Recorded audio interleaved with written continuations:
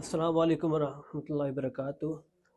नाज़रीन, आज का हमारा इंशाअल्लाह अज़ीज़ तीसरा सबक होगा क्योंकि हमने तहारत के मुताल्लिक़ डिटेल से हमने पढ़ लिया था। फिर उसके बाद हमने फ़िक़्ही इस्तिलाहात भी पढ़ ली थी तफसील के साथ। तो अब क्योंकि तहारत को समझने के लिए, तहारत के अहकाम को मालूम करने के लिए हमें नजासत के मसाइल का मालूम होना चाहिए।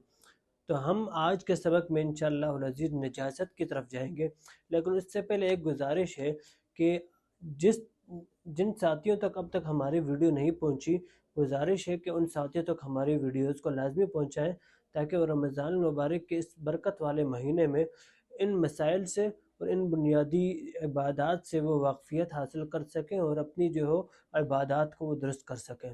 तो चलते हैं आज के हम सबक की तरफ। आज का जो सबक है वो नजासत का बयान है। नजासत का माना है गंदगी और नापाकी। नजासत तहारत की ज़िद है। फिर नजासत की आगे मुख्तलिफ़ किस्में आती हैं। फिर आगे नजासत की दो किस्में हैं, नजासत हुक्मी और नजासत हकीकी। नजासत हुक्मी क्या है? हम पढ़ते हैं नजासत हुक्मी।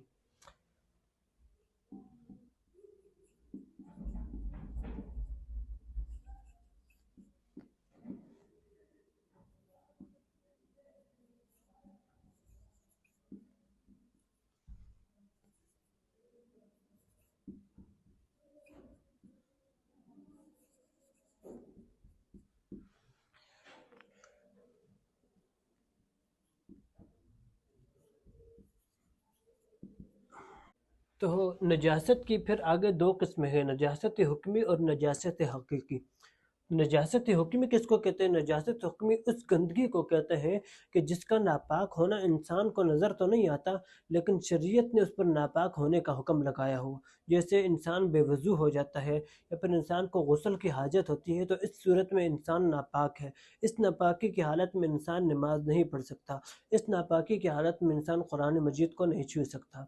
तो इसको कहते हैं नजासत हुक्मी। फिर नजासत की जो दूसरी किस्म है नजासत हकीकी, उसके मुतालिक हम थोड़ा सा आगे चल के पढ़ेंगे, लेकिन उससे पहले नजासत हुक्मी की भी आगे दो किस्में हैं। वो नजासत हुक्मी की कौन सी किस्में हैं? फिर नजासत हुक्मी की दो किस्में हैं। एक किस्म है हद से असगर, दूसरी किस्म है हद से अकबर।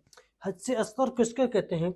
हद से असगर वो हल्की नापाकी है जो पेशाब, पखाना वगैरह या जिस्म से खून निकलने के ज़रिए या फिर पीप वगैरह निकलने की वजह से पैदा होती है। इसको हल्की नजासत कहते हैं, इसको हद से असगर कहते हैं। फिर इसके कुछ अहकाम हैं। हद से असगर की हालत में या नजासत हुक्मी की हालत में नमाज, सजदा, जनाजा वगैरह इस तरह के तमाम इबादत करना हराम है, नहीं कर सकता। दूसरा ये है, दूसरा हुक्म ये है कि कुरान मजीद को भी इस हालत में छूना मकरूह तहरीमी है। और कुरान मजीद के ऊपर जो जिल्द लगी होती है, जो इसके साथ चिपकी हुई होती है, या वो कपड़ा जो कुरान मजीद के साथ चिपका हुआ होता है, उसको भी कुरान के साथ चिपके होने के साथ इस हालत में आप नहीं छू सकते। तीसरा जो हुक्म है वो ये है कि बैतुल्लाह का तवाफ़ भी इस हालत में जायज़ नहीं है। हाँ, कुरान मजीद को जो छूने की एक सूरत है वो ये है कि अगर कोई दूसरा इजाफी कपड़ा कहीं से उठा लिया और बंदा नजासत हुक्म में है, हद से असगर में है, और उस कपड़े के साथ कुरान मजीद को पकड़ता है, तो वो पकड़ सकता है। तो ये तीन इसके अहकाम थे। फिर इस नजासत से पाक होने का तरीका क्या है? वो हम सबको मालूम है कि इस नजासत से पाक होने का तरीका है वज़ू। हम वज़ू करेंगे तो इस नजासत से हम पाकी हासिल कर लेंगे। लेकिन अगर हमें पानी नहीं मिलता, पानी मुयस्सर नहीं है, तो फिर इसका जो दूसरा तरीका है वो तयम्मुम है। नजासत हुक्म की दो किस्मतें, हद से असगर और हद से अकबर। हद से असगर तो हमने पढ़ लिया। अब आते हैं हद से अकबर की तरफ। हद से अकबर जिसको कहते हैं कि वो बड़ी नापाकी जिसकी वजह से इंसान पर गुस्ल फ़र्ज हो जाता है, इंसान पर गुस्ल लाजिम हो जाता है। जैसे एहतलाम की सूरत में या हैज़ वगैरह की सूरत में, माहवारी की सूरत में, इन सारे सूरतों में इंसान पर गुस्ल लाजिम और फ़र्ज हो जाता है। फिर इसका हुक्म क्या है? हुक्म ये है कि इस सूरत में इंसान मस्जिद में दाखिल नहीं हो सकता, बैतुल्लाह का तवाफ़ नहीं कर सकता, कुरान मजीद को पकड़ना से दूर कुरान मजीद की तिलावत भी नहीं कर सकता, और इसके अलावा जो ज़िक्र अज़कार हैं, दुआएं हैं, वो कर सकते हैं, लेकिन कुरान मजीद को छूना और कुरान मजीद को पकड़ना ये किसी भी सूरत में जायज़ नहीं है। لہٰذا اس سے بچنا چاہیے۔ تو ہم نے شروع میں نجاست کی دو قسمیں پڑھی تھیں، ایک نجاست حکمی، دوسری نجاست حقیقی۔ اب نجاست حقیقی کس کو کہتے ہیں؟ نجاست حقیقی اس محسوس ہونے والی گندگی کو کہتے ہیں کہ جس سے انسان طبعی طور پر نفرت کرتا ہے اور اس سے خود کو بھی اور اپنے کپڑوں کو بھی بچانے کی کوشش کرتا ہے، جیسے پیشاب پخانہ وغیرہ، اس سے انسان طبعی طور پر بچتا ہے اور اس سے خود کو بچانے کی کوشش کرتا ہے۔ پھر اس نجاست حقیقی کی بھی دو قسمیں ہیں، ایک کو نجاست غلیظہ کہتے ہیں اور دوسرے کو نجاست خفیفہ کہتے ہیں۔ نجاست غلیظہ اور خفیفہ کیا ہے، اس کے متعلق ہم آگے پڑھتے ہیں۔ پھر نجاست حقیقی کی دو قسمیں، ایک نجاست غلیظہ، دوسری نجاست خفیفہ۔ نجاست خفیفہ کے متعلق ہم آگے پڑھیں گے۔ نجاست غلیظہ کس کو کہتے ہیں؟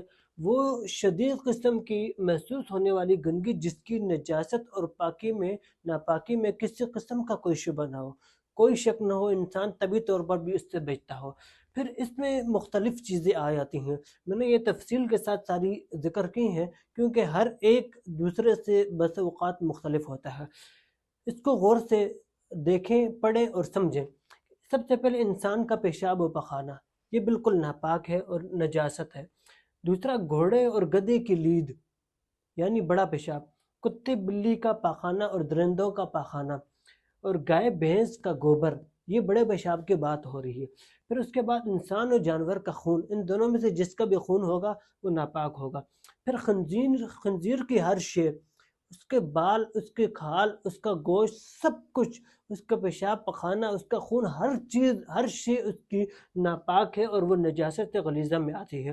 پھر اس کے بعد زخموں سے جو پیپ نکلتی ہے اور رطوبت نکلتی ہے، یہ بھی نجاست غلیظہ میں آتی ہے۔ پھر اس کے بعد شراب اور دوسری نشہ آور وہ والی چیزیں جو بہتی ہیں، یعنی پانی کی طرح جو بہتی ہیں، وہ بھی تمام کے تمام نجاست غلیظہ میں آتی ہیں۔ پھر اس کے بعد مرغی، بطخ اور مرغابی کی جو بٹ ہوتی ہے نا، بٹ، وہ بھی نجاست غلیظہ میں آتی ہیں۔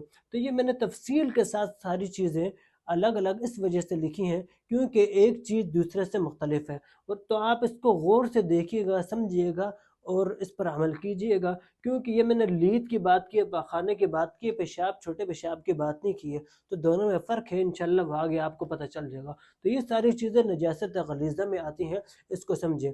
اس کے بعد ہم پڑھتے ہیں نجاست خفیفہ، کیا ہوتی ہے دیکھتے ہیں۔ نجاست غلیظہ اب نجاست غلیظہ کے ایک احکام ہم سے رہ گئے، احکام ہم پڑھتے ہیں۔